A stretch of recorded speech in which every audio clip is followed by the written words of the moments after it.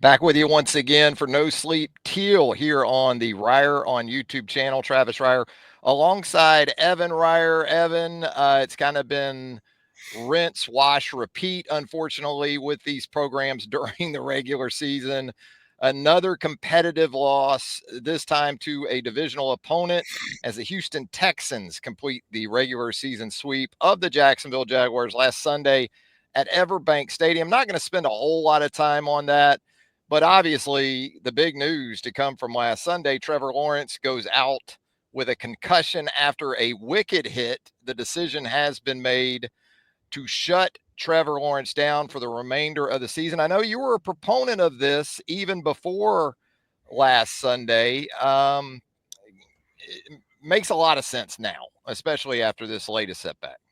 Yeah, I mean, it just, further highlights that it's just it's not going well, and it doesn't seem like anything was going to turn around. It's definitely, it's not a case of like I told you so or anything like that. I definitely understood the argument that shoot, Trevor's your face of the franchise. He's being paid the most.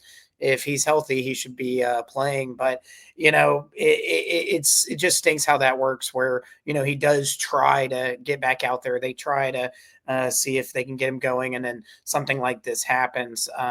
Obviously, with concussions, you're really just hoping that there's no long term effects. I don't really care about his footballing ability. You just want the brain to be okay, which it seems like he's been on Twitter and stuff since the hit and stuff like that, and posted a few things. So it seems like he's fine, but yeah, it's definitely the right move to just go ahead and shut him down until 2025.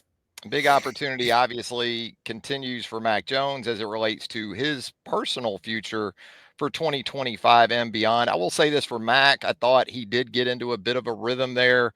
Little Yeah. too little too late scenario there last Sunday. But it seemed like him and Parker Washington, especially. And you think about the Tennessee Titans coming up on the road this Sunday up in Nashville. I think you still have to have some optimism about maybe those two can kind of continue things. Also saw some improvement in terms of trying to get Brian Thomas Jr. involved more so in even the quick game, some easier touches to get him going.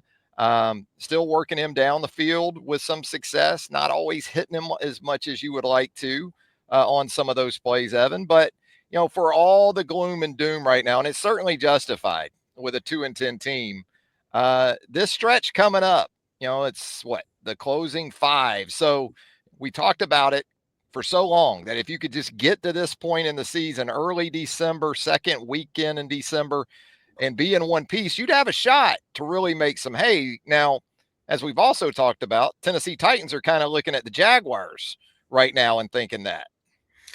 Yeah, both teams are not good, and both in desperate need of a win, just maybe satiate morale a little bit, if nothing else. No, and it's I mean the Jags on the road in Nashville, historically not great. No, Generally not a great place we to play for the witnessed a Jags. couple of those firsthand Uh, up there. yeah, I'm 0-2 up there. It's personal. But no, so I mean, it's really one where with the historical context, I'm not feeling very confident. I mean, I wouldn't feel confident anyways when they come back down to Jacksonville. It's not like things are going to change super strongly, but yeah, it's definitely a chance for Mac Jones to prove that he is finding something after some early struggles in terms of his opportunities. And the Tennessee Titans secondary is not good at all. So maybe this is a chance for Parker Washington to continue picking up momentum. And ideally, Brian Thomas Jr. has had some really good games. If you had to pick one on the schedule of the games remaining, this is the kind of game that maybe he could go for something like 150 or whatever. They could really get him going. What about Vegas? We won't get too much into that. I mean, you got Vegas still, you got the road trip to Indy, then a return trip um, to Yeah, Nashville. You got Aaron Jets. Rodgers and the Yeah. Jets coming to Duval in a couple of weekends. And you think about Vegas too in that stretch. There's one potentially on the road, but then Aiden O'Connell goes off sort of Yeah. just randomly against the Chiefs a couple weeks ago or a week or so ago, and that gives you some pause there. But let's go around this football team, understanding you're going to deal with Calvin Ridley this week on the defensive side. That's been problematic. Calvin's probably licking his chops, getting to go Yeah. against his old team. And also, the Titans can run it. I know that's not Derrick Henry anymore up in Nashville, but they've succeeded him with a very capable replacement who can do some of the same things that we've seen Josh Jacobs do, that we saw, Joe Mixon, my worst nightmare. How did the Texans close out the Jags last week with Joe Mixon? And Oh yeah. so I think it still starts there for the Jaguar defense. But yeah, you think about Ridley, Will Levis, he's been kind of hit or miss literally and figuratively. But this football team for the Jaguars, I mean, we start on the offensive side of the ball moving forward. Trevor Lawrence is a given, so we won't really even talk Yeah. about that in depth. There'll be plenty of time for discussion on Trevor, as he's shelved here for the remainder of the regular season. What about running back, though? It wouldn't seem as if Travis Etienne would be too much in the future plans, although you got him under contract or you've got the option fulfilled with him. But is it more Tank Bigsby for you? What do you see there? The one guy, the one aspect of that position that you can envision moving forward? I think it's not going to be any surprise to say that if I had to pick one, it's Tank Bixby, just because in his limited opportunities for the most part, he's kind of the only spark in the running game. Etienne's really struggled when he's been on the field. It just hasn't happened this year.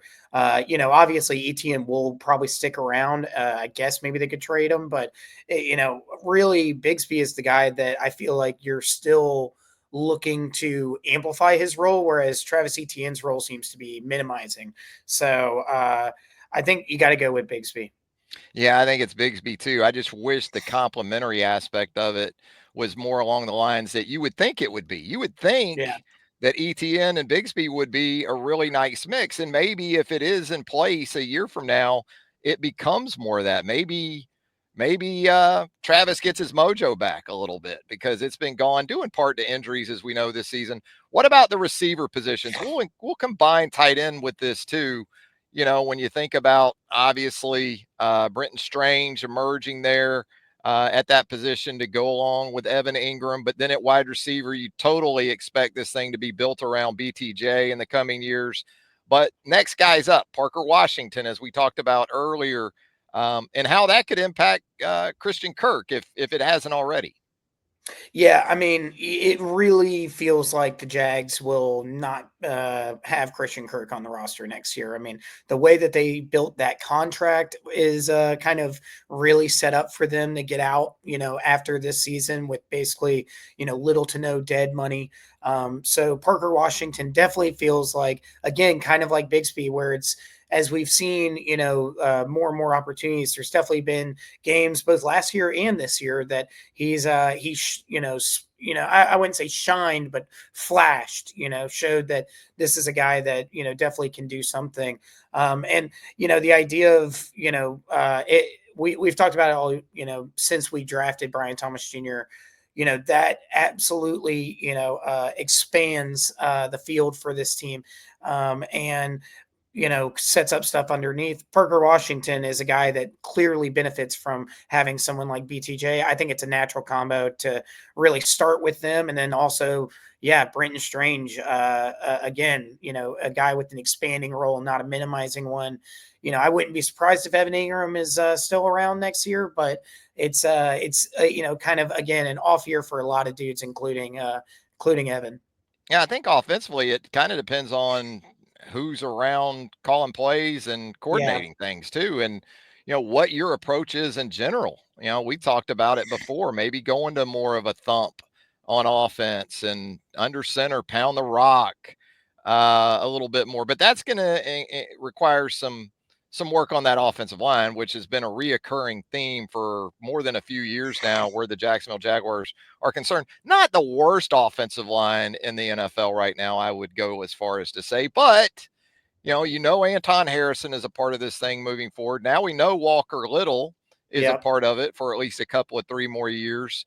But the interior of that offensive line, Scherf definitely has some miles on the tires at this point. Same thing for Mitch Morse. Ezra Cleveland has had some injury issues. How do you envision that in terms of core pieces and who you try to build that thing around? And what, in terms of concepts and approaches, do you think would work well with what this group might be in a year's time? I wouldn't be surprised that even if they do, if it goes to a new coaching staff, that you see a lot of kind of transitional like adaptation to Doug's system and their running scheme. But yeah, other than Little and Harrison, I don't really think any of these guys are guys you want to keep around long term. No offense to any of them, but I mean, it's just been disappointing with Mitch Morse. Ezra Cleveland has been fine, but nothing special. And Brandon Scherf continues to be underwhelming. I think really whether or not the Jags clean house, I personally think you can't get rid of all three because it's just very difficult to find three starters, Yeah. whether it's in the draft or free agency.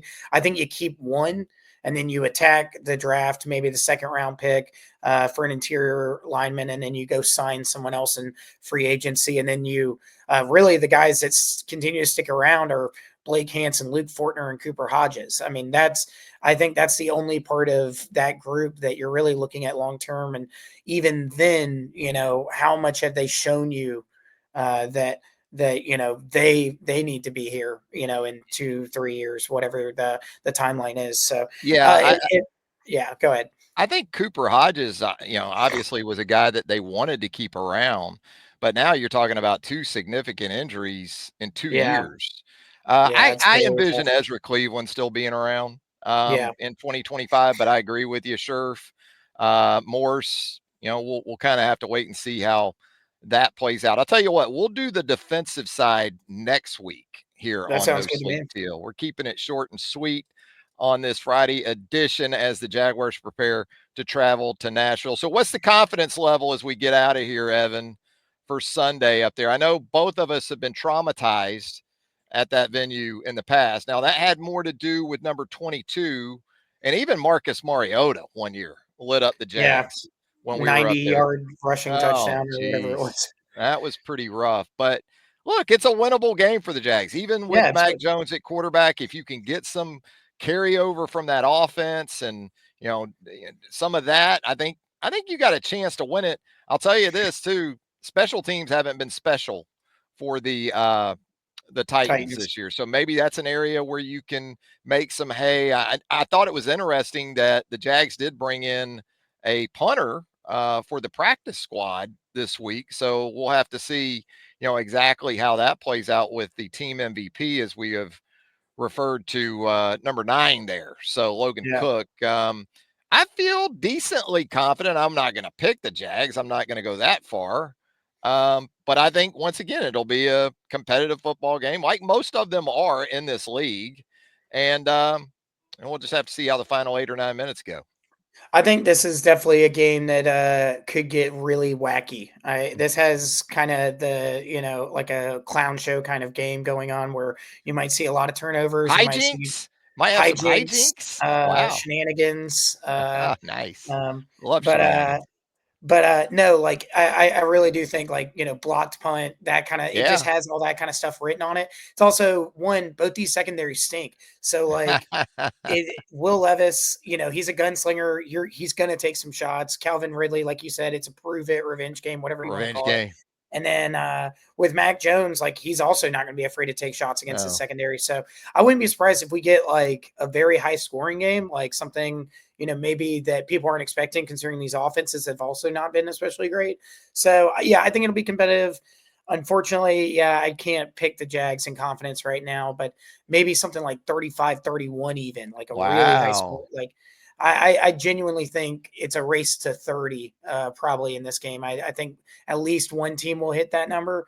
And we could get, kind of what we got in Thursday night football, where, that game ended, 34-31 kind of vibes. So, I just don't thir- want the Jags chasing late again, because not even so much because of lack of confidence in the offense, but again, Tennessee has a run game that can close the game out. yeah, And the Jags, I don't feel like have that right now. We see, maybe they do.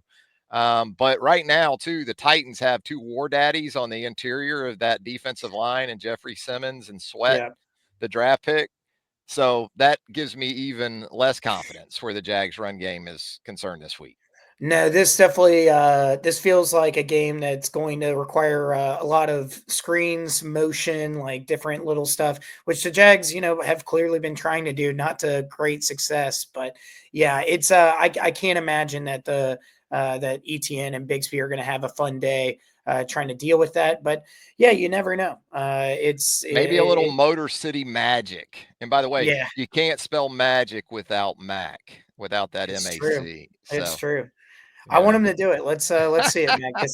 This is as good of an opportunity as he's going to get. Yeah. I mean, this Jets game coming up after that, they're not a great team, but they got some good Yeah. corners. So Yeah. this Sauce is one Gardner. to try and show out a little bit. Absolutely. Ev, appreciate you taking the time. As always, always a lot of fun right here with Ev on No Sleep Teal on the Reier on YouTube channel. If you haven't already, go ahead and hit that subscribe button. We would appreciate that. Give us a like while you're at it, a thumbs up. That would be tremendous as well. For Ev, I'm Travis. Thanks for tuning again to No Sleep Teal. And until next time, so long, everybody.